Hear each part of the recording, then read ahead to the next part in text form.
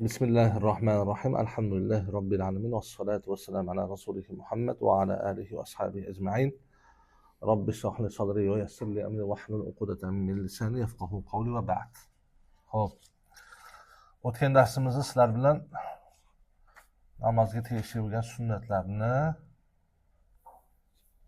o'rgangan edik.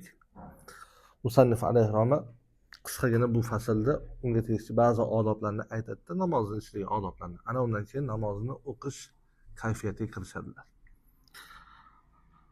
Aytadilarki, "Va min adabiha" namozning odoblaridan biri ikhrojur rajul kaffayhi min kummayhi 'inda takbir. Takbir paytida, ya'ni takbir tahrima, ya'ni namozga kirishayotgan paytda kaftini, masalan, uzunroq cho'pon kiyib olgan bo'lsa deydiga, kaftini chiqarib turib nima qilish, takbir aytmoqligidir deydi. Ma'qulmi? Bu erkak kishiga xos narsa bu. Ma'qulmi? Tavoziga yaqinroq holat bo'lar ekan-da. Endi sovuq holat bo'ladigan bo'lsa, sovuq kun bo'lsa zarurat bor endi. Mayli. Nima kaftini chiqarmagan taqdirda ham nima? Chunki odatda masalan paslasalar nima qilasiz-ku, ha? Shunga bo'lmasin deb qo'lni chiqarib, kaftingizni yuzlantirib, ha? Nimaga muvofiq, odobga muvofiq bo'lsin deydi. Ko'rishganingizda ham nima? Unaqa qilib ko'rishmaysiz-ku. To'g'rimi? Qo'lingizni chiqarib ko'rishsa, erkak kishiga shu deydi. Yoki ayol kishining holati nima? Satrga buyurilgan. Shuning uchun ular chiqarmaydi. Nimaga? Zirosi ko'tarib nima ko'rinib qolishining ehtimoli bor. Shuning uchun chiqarmaydi ular. Va nazarul musalli ila mawdi'i sujudihi qo'iman. Ana keyingi odoblardan bittasi, namozni o'qiyotgan inson sajda qiladigan o'rniga, qiyomda turgan paytda sajda qiladigan o'rniga qarab turmoqligidir. Ma'qulmi? Chunki namozni xushu-huzurda bo'lish kerak, xotirani jamlash kerak. Ma'qulmi? Ana shuning uchun sajda qiladigan o'rinda nima? Qiyomdagi o'rni paytida sajda qiladigan o'rniga qarab turishlik uni xotirini jamlashga sabab bo'ladi. Bu yoqqa bu yoqqa qarab ketib qolmaydi. Va ila zohiril qadami roki'an. Ruku qilgan holatda bo'lsa, qadamining tepasiga. Ma'qulmi? Qadamining tepasiga qarab turmoqligi. Endi o'tirgan odamda bu topilmaydi. Lekin nima?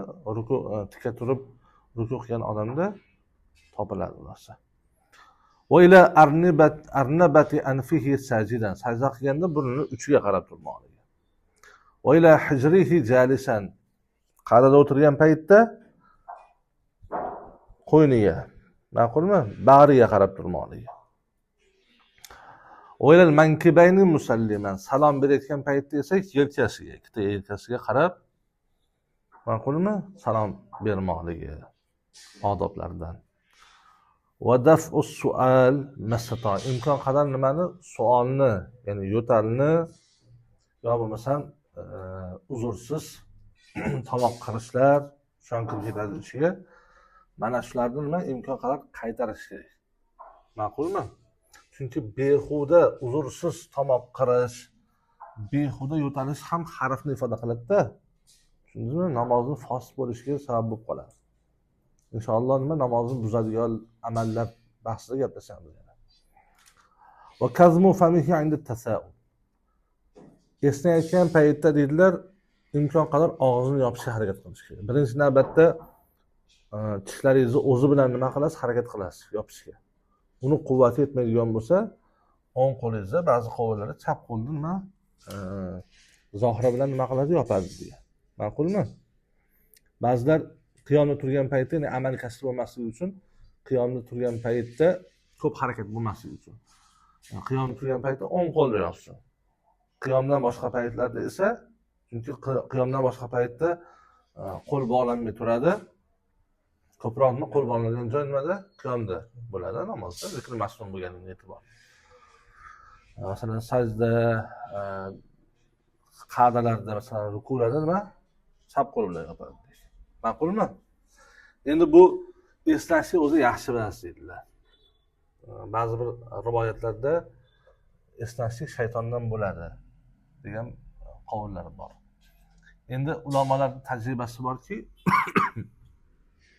ana shu esnashni o'zidan yiroq qilmoqchi bo'lsa nima tajriba qilib ko'rsa bo'ladi desa, ko'p ulamolar tajribadan o'tkazgani esnayotgan paytda payg'ambarlar nima esnamagan degan narsani olib kelsa xayoliga.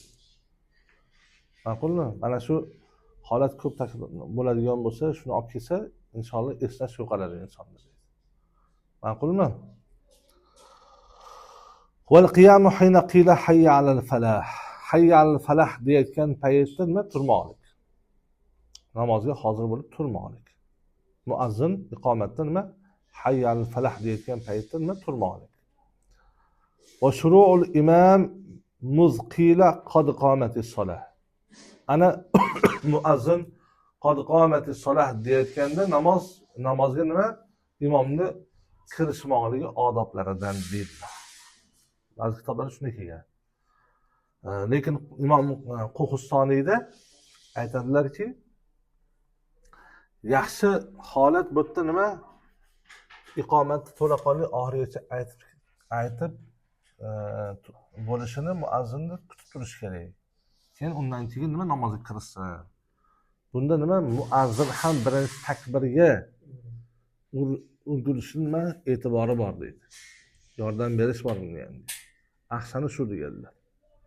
Ma'qulmi? Tushunarlimi? Xo'p.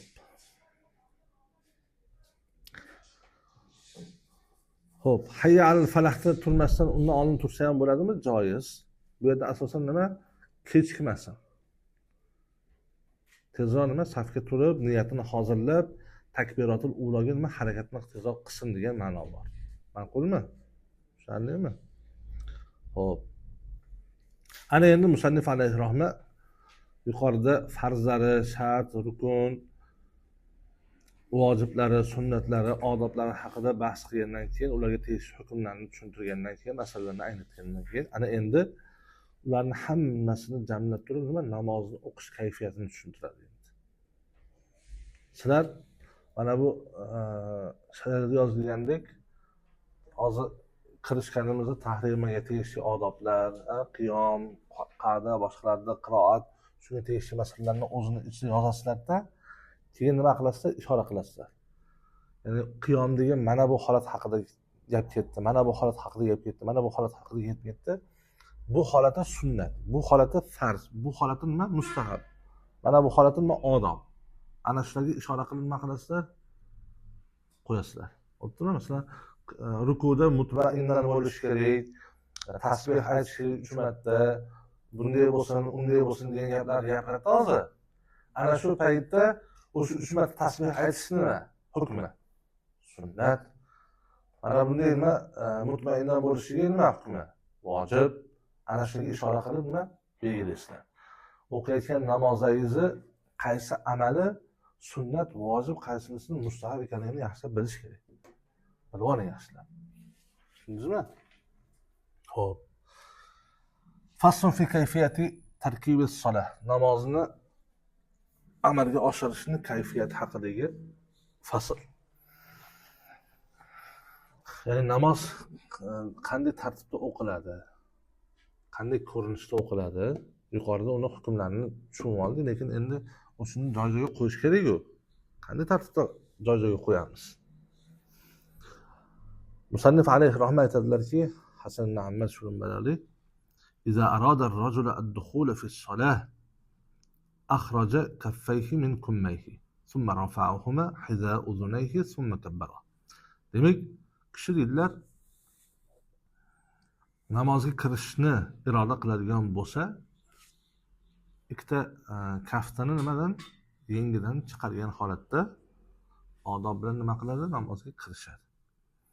Thumma rafa'ahuma hiza uzunayhi. So'ngra nima?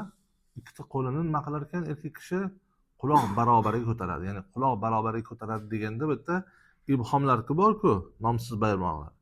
Ana shu barmoqlarni quloq barobariga yetib borishini aytib tushuniladi. Tushundingizmi? O'shuning uchun ba'zi nimalarda, kitoblarda quloq yumshagiga yetkazib qo'yishlik, tegizib qo'yishlik mustahab deydi, mandub deydilar. Tegmagan taqdirda ham nima? Yetib borsa asosiy sunnat shu. Ma'qulmi? Yetib borishligi. tegizmasangiz ham o'sha darajaga yetib borishlik. Ana tegizish ishonch hosil qilish uchun yetib bordimi yo'q, sunnat amalga oshdimi yo'q. Ma'qulmi? Tushunarlimi? Xo'p. Endi kimdir orqasiga tegizishi mumkin. Kimdir oldiga tegizishi mumkin-da. Siz ko'rib turib, sen oldinga tegizyapsan quloq yumshog'ini, orqasiga tegishga deyilmaydi. Tushundingizmi? To'pani qilmay yana. Xo'p. Summa rafa huma hiza uzunayki. Demak, quloq barobariga ko'tarilgan o'sha qo'llarni. Summa kabbara ana. Demak, birinchi ko'tarish, keyin takbir aytish. Yuqorida ham nima uni bahsini ko'rdik-ku. Ko'tarayotgan payt takbir aytadimi? Yo'q, birinchi ko'tarib, keyin nima? Summa kalimasini tartibni nima qilyapti? Ta'xirda ifoda qiladi. Bu xo'p, takbir aytadilar. Endi takbirni deydi, qiyomda bo'lgan holatda aytish kerak. Qiyom ham ikki xil bo'ladi. Yo haqiqatan qiyom topiladi, yo hukman topiladi. Haqiqatanni tushundik. Haqiqati topilib turdi. Hukman qiyom topilishiga har bir masala. Qo'lingizni cho'zganingizda egilish bor sizda, lekin qo'lingizni cho'zganingizda nima? Tizingizga yetib bormaydi. O'sha ham hukman qiyom. Namozga imomga ergashayotgan, rukusiga yetib oladigan odam nima qilsa, takbir aytadigan bo'lsa, qiyomda turgan holatda aytish kerak. Rukuga borib turib aytmaydi takbirni. Takbir tahrima. Ma'qulmi? Balki nima? Qiyomda holatda qiladi. Eng kamida nima bo'lishi kerak ekan?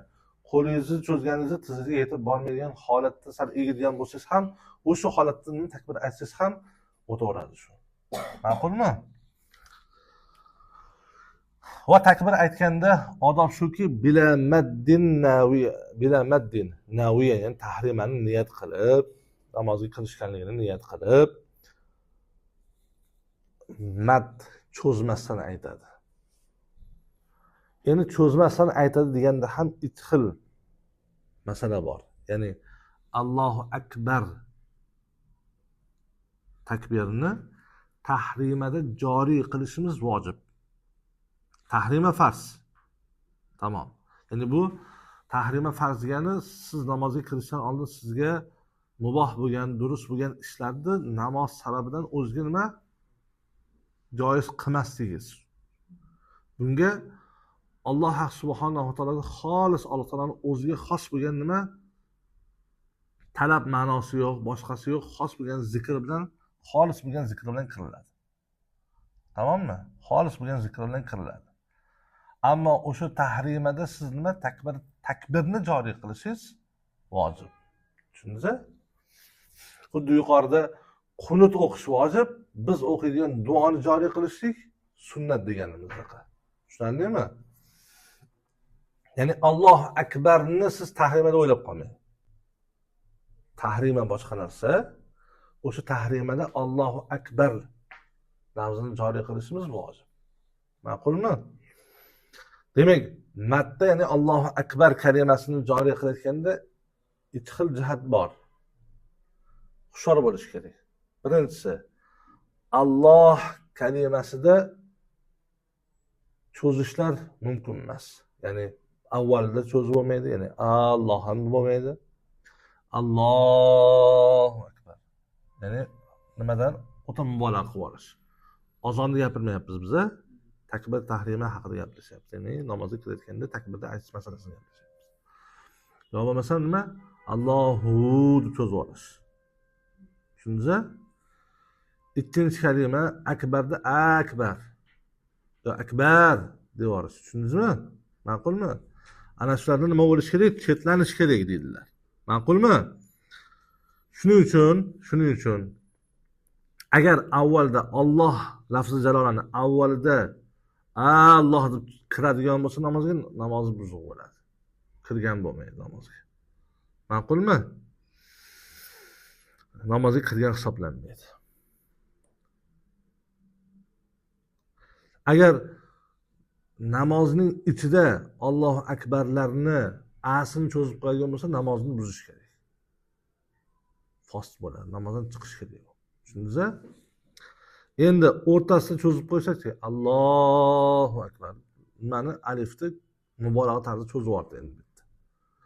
Allohu akbar kifoya qilardi. Allohu akbar deyapti. Ma'qulmi? O'ta mubolag'a. Bunda nima makruh bo'ladi? Muxtor qovul namoz buzilmasa ham lekin makruh bo'ladi. Tushundingizmi? Allohu cho'zib qo'yapti. Xato bo'ladi. Namoz buzilmasa ham xato ish qilgan bo'ladi. Endi akbarda asi, akbarda ham nima? Xato namoz buziladi. Akbarda ham cho'zadigan bo'lsa nima? Namoz buziladi. Ma'qulmi? U bilan namozga kirishgan bo'lmaydi. Lekin qarang, bitta nozik masala bor.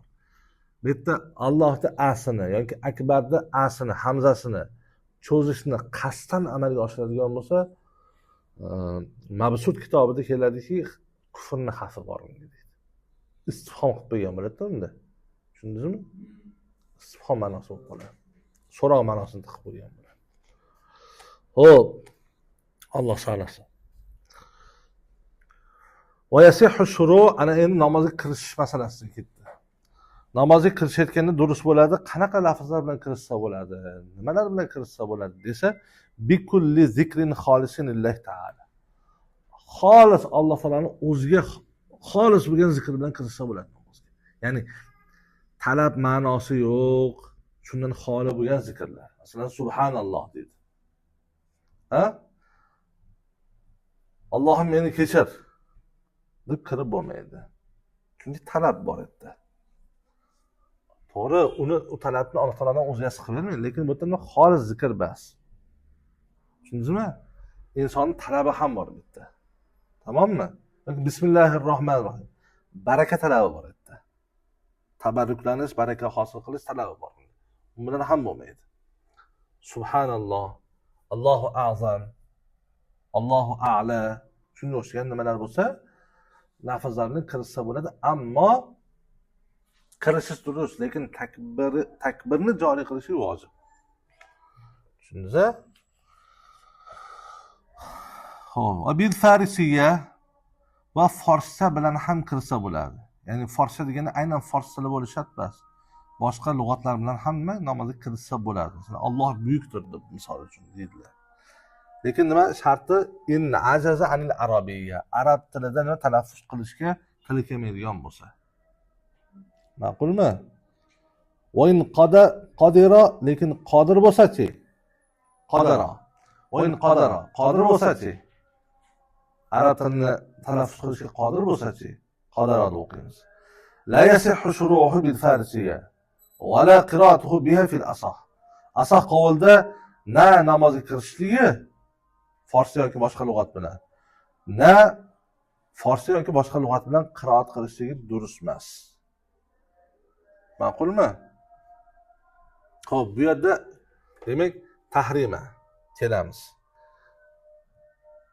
Arab tilidan ojiz bo'lsa, arab tilini talaffuz qilishga nima qudrati yetmaydigan, tili aylanmaydigan odam bo'lsa, boshqa tilda nima qilishlik joiz, kirishish namozga.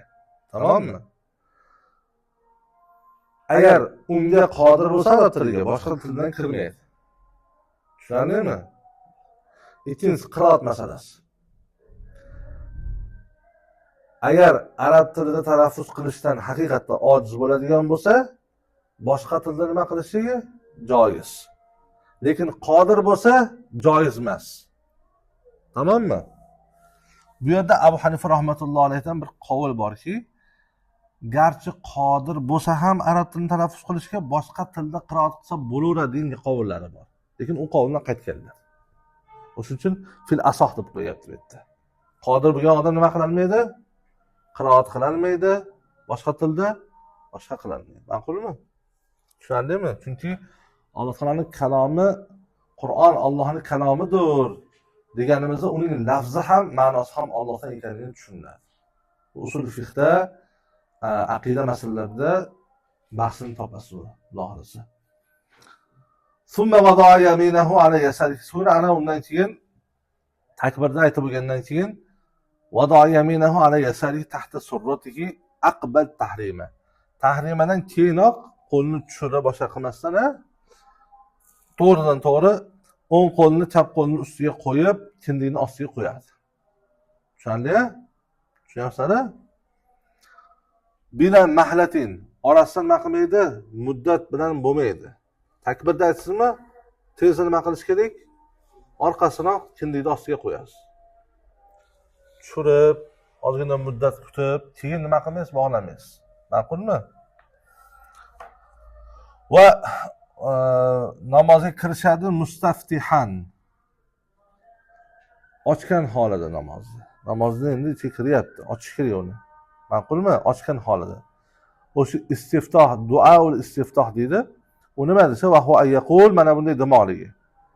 Istiftoh bilan kiradi degani mana bu subhanakallohummani salomni o'qimoqlik. Subhanakallohumma va bihamdika va tabaraka ismuka va ta'ala jadduka va la ilaha g'oyruk. Ma'qulmi? Mana shu kalimalar bilan nima? Namozni ochib beradi. Tushunarlimi? Demak, subhanakallohumma bihamdika degani, ey Allohim, seni tasbih aytish ila barcha ayb va nuqsonlardan pok deb bilaman, poklayman. Va senga hamd aytish ila seni komil sifatlarni senga nima qilaman? Joriy qilaman, isbot qilaman. Va tabaraka ismuka, seni isming oliy bo'ldi. Va ta'ala jadduka, seni ulug'vorliging yuksak bo'ldi, oliy bo'ldi. Va la ilaha g'oyruk, sendan o'zga iloh yo'q degan mazmunda ifoda qiladi. O'qiyotgan narsangiz ham ma'nosini tushunib o'qing. Xo'p, endi qarang, bu yerda bir qo'shimcha ma'lumotki, jadduka degan so'z keldi. Xo'p, jadduka degan so'zni ma'nolari ko'p. Masalan, abul ab yoki abul unga ham ishlatib bo'laveradi. Boboga. Yo bo'lmasam shati'un nahr. Anhorda qirg'og'iga ham jad degan so'z ishlatilgan. Shu ma'noda. Va shu bilan bir qatorda al-azama va jalal. Tamommi? Ya'ni ulug'vorlikka nisbatan ham jad degan so'z ishlatilgan. Jaddu. Fatha bilan. Ma'qulmi? Demak, bitta kalimada bir necha ma'nosi bo'lyapti. Ana endi buni o'sha ma'nolarni qaysinisini qo'llaymiz bu yerga deganda holatni kelib chiqib qo'llanadi. Ma'qulmi? Bu yerda Xudo taologa nisbatan nima? Jadduka va ta'ala jadduka. Desang, seni bobo ma'nosi oladigan bo'lsang, ma'no buzilib ketib qoladi. Alloh taologa nimasiga to'g'ri kelmaydi, maqomiga to'g'ri loyiq emas bu narsa. Shotiul bahri ham to'g'ri kelmaydi. Qaysi ma'no to'g'ri kelyapti? Azoma, jalol, ulug'vorlik ma'nosi to'g'ri kelyapti. Tushunarlimi? Shuning uchun ba'zi kalimalarning ma'nosi, qo'llanish ma'nosi arablarda ko'p bo'lgan. Shuning uchun fiqhni bir faqih bo'laman degan odam, mushtahidlikka harakat qilayotgan odam, ijtihod eshigi ochiqda harakat qilayotgan odam lug'atni yaxshilab bilish kerak. Fasih lug'atni yaxshilab bilish kerak. Ilmul lug'ani yaxshilab bilish kerak. Shu bitta lug'at, chunki Qur'onni tushunish kerak u. Hadisni to'g'ri fahmlash kerak. Tushunarlimi? Lafzlar. Bu holatda nima ma'noni ifoda qilamiz? Shuni yaxshilab anglash kerak. Ma'qulmi?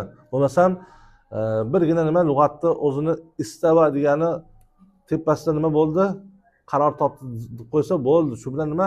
Ar-Rahman alal istavani ahli sunnat va jamoadan teskari ma'noda nima? Ular joriy qilmagan ma'nodan teskarisini nima qilib yotadi? Tarjima qilib undan hukm olib yotadi.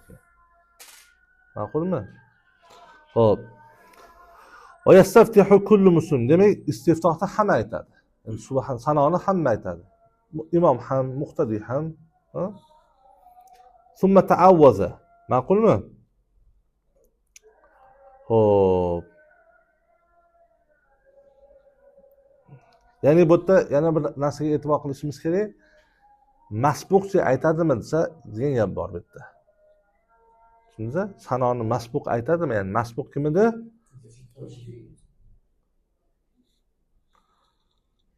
Kechib kelgan odam. U aytadimi desa, qiroat qilayotgan paytda aytilmaydi. Qiroat qilayotgan bo'lsa, imom aytmaydi. Qiroatga quloq solish kerak. Garchi sir namozi bo'lsa ham nima? Mu'tamad qavliga ko'ra aytmaydi deydi. Qiroat qilmayotgan o'rinlarda aytadi. Tushundingizmi? Qiroat qilmagan o'rinda aytadi. Masalan, qiroat tugatgandan keyin rukutga ketishdan oldin ozgina turgan bo'lsa, shunday aytadi. Ma'qulmi? Qiroat qilmagan o'rinlarda aytadi. Vallohu a'lam bissavob. Summa ta'awwaza, ana undan keyin nima? ta'avvuz, Alloh taolodan shaytonning yomonligidan panoh so'raydi. Buni nima? Sir holatda aytadi, qiroat uchun bo'ladi. Ma'qulmi? Chunki undan keyin qiroatni boshlaydi-da.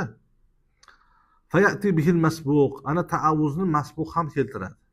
Ya'ni qoldirgan namozni o'qiyotganda uni ham nima? Masbuq aytadi. Chunki birinchi rakati topolmadi imom bilan. Demak, turganda birinchi rakatda nima qilish kerak edi? Ta'avvuzni aytish kerak edi. Bu ham aytadi. Lal muqtadi aytmaydi. Muqtadi sanoni aytadi-da, bo'ldi, to'xtaydi. Ma'qulmi? Chunki qiroat uchun deyapmiz biz. Ta'avvuzni qiroatni kim qiladi? Imom qiladi. Ma'qulmi? Va yuakhiru an takbiratil aydayn. En ta'avvuzni deydi, ayt takbirlardacha it namozini o'qiyotganda. Birinchi rakatni o'qiyotganda takbirlarni kechiktiradi. Chunki sanoni o'qib bo'lgandan keyin nima qiladi?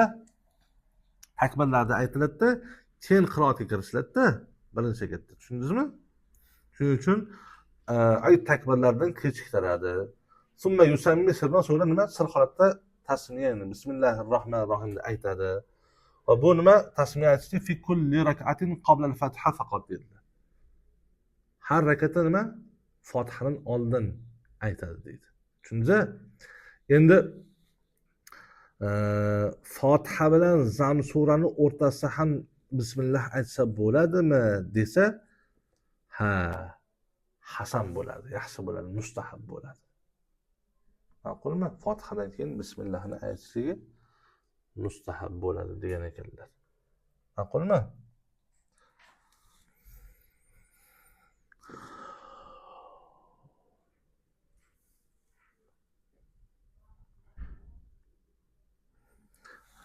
Bu tafsilotda aytadiki, ulamolar Fotihadan keyin Zam surasini to'liq bir Zam surasini qilayotgan bo'lsa aytsin. Lekin 3 oyat o'qiyotgan bo'lsa, unda mustahab bo'lmaydi unda. To'liq bitta Zam surasini qilayotgan bo'lsa, o'shunda nima? Bismillahni aytish mustahab bo'ladi degan qovulda aytgan ekanlar. Ma'qulmi? Xo'p, vaqtimiz bo'lib qoldimi? Xo'p, 5 daqiqa bor ekan-a. Summa qara'a al-Fatiha. So'ngra Fatihani qiroat qiladi. Va ammana al-imam wal ma'mum sirran. Biz Hanafiy mazhabda imom ham, ma'mum ham, ya'ni muqtadi ham nima qiladi? Aminni sir holatda aytadi. Chunki duo. Alloh taolo Qur'onda nima? Ud'u robbakum tadarruan va xufya degan maxfiy holatda duo qilishga targ'ib qilgan, buyurgan. Summa qara'a suratan. So'ngra bir to'liq bir surani qiroat qiladi. Aw salasa oyat, ya'ni 3 qisqa oyatni Zam sura qiladi. Summa kabbara raki'an mutma'innan musawwiyan ra'sahu bi'ajzihi akhidan rukbatayhi biyadayhi mufarrijan asabi'ahu wa sabbaha fi salasan wa zalika adnahu. Ana so'ngra nima qiladi? Takbir aytib ruku qiladi. Va rukusini mutma'innan, xotirjam, ta'dilul arkon holatiga keltiradi. Tushundingizmi? Hamma joyi o'rnida bo'lishi kerak. Ya'ni u yerda rukudan mutma'innan holati, istivo holati qachon bo'ladi desa, musawwiyan ra'sahu bi'ajzihi akhidan rukbatayhi biyadayhi. Ya'ni ikkita qo'li bilan barmoqlarini ochgan holatda ikkita qo'li bilan tizzasini ushlab, beli bilan boshi bilan bir xil bo'lishi kerak. Mana shunda nima? Itminon topildi. Tushundingizmi? Rukunlarning ta'dili topildi. Yuqorida gaplashdik buni. Xo'p. Va sabbaha fi salasan va rukusida nima? Tasbih aytadi. Tasbih aytganda ham zotni izg'ini chiqarib aytish kerak. Z bo'lib qolmasin. Tushundingizmi? Subhana robbiyal azim deb turib zni zotni chiqarib aytgan. Oddiy z bo'lib qolmasin. Beparvo bo'lmang. Ma'no buzilib ketib qoladi. Va zalika adnahu, bu sunnat miqdorining eng ozi. Tushundingizmi? Undan keyin 5 tasi, 7 ta bo'lib ketaveradi masalan.